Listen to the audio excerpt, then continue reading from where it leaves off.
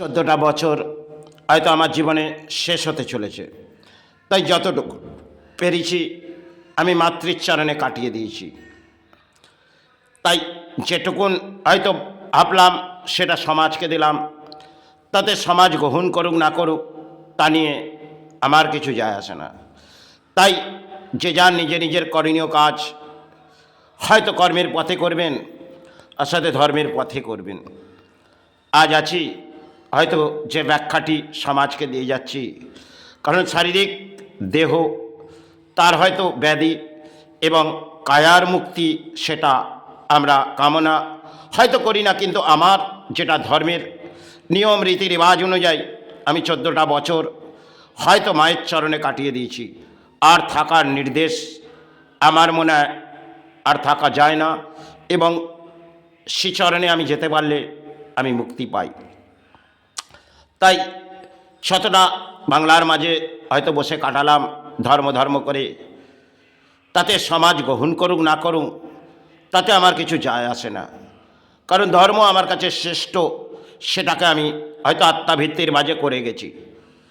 তাই জীবনে দারিদ্রতা দুঃখের মাঝেও হয়তো ধর্মের আশ্রয় কাটিয়েছি। আজ আছি হয়তো কাল হয়তো মুক্তি যদি মা দিয়ে দেয়, কারণ জীবনে হয়তো ব্যাধি আছে তা নিয়ে ভাবছি না, কিন্তু যে যার নিয়ম রীতি রেওয়াজ অনুযায়ী সে সমস্ত স্থানে হয়তো আমার পৌঁছানো কোনো যায় না, তবুও এই স্থান থেকে আমি কিছু ব্যাখ্যা হয়তো করে দিচ্ছি, কারণ শারীরিক দেহ খুবই অসুস্থতার মাঝেই কাটছে। কতটা সময় হয়তো আমাকে কাটাতে হবে তা হয়তো আমি ব্যাখ্যা করতে পারছি না, তবে 14টা বছর আমার কিন্তু শেষ পথেই আমি হাঁটছি। তাই নিজের যারা ধর্ম পালন করছেন তারা যদি যুক্ত হন, তাতে তাদের নিজের হয়তো মানব কল্যাণ সেবা, বিশ্ব মানব কল্যাণ, এটা জীবনের শেষ সেবা হয়তো করে গেলাম, তাতে সমাজ জাগলো কি না তা নিয়ে আমার কিছু যায় আসে না। তবে জীবনের শেষ লড়াইটি হয়তো আজও করে যাচ্ছি, কাল হয়তো এই ভূমি থেকে এ কায়ার যতটা শীঘ্রই মা মুক্তি দেবে ততটাই, কারণ পানি হিসেবে এসেছি, হয়তো রক্তের দেহ শরীর, তাতে ব্যাধি আসতেই পারে, তা নিয়ে কিছু আমি ভাবছি না। কিন্তু জীবনে ধর্মটাই আমার কাছে শ্রেষ্ঠ ছিল, তাই ধর্ম নিয়ে আমি কাটিয়ে দিয়েছি। জীবনে দুঃখ দারিদ্রতা যাই থাক না কেন, কিন্তু ধর্ম আমার শ্রেষ্ঠ ছিল। আজ হয়তো ধর্মটাকে শ্রেষ্ঠ ভাবেই আমি কাটিয়ে যাচ্ছি।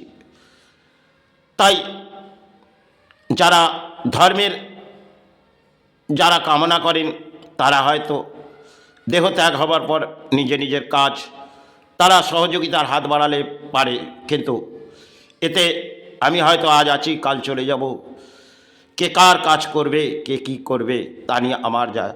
তবে যে কোনো ধর্মস্থান এগিয়ে আসতে পারে এবং বেলুড় মঠ তারা তাদের কারণীয় কাজ গুছিয়ে নিতে পারে। এটাই ব্যাখ্যা বলে আমি শেষ পথেই হাঁটছি।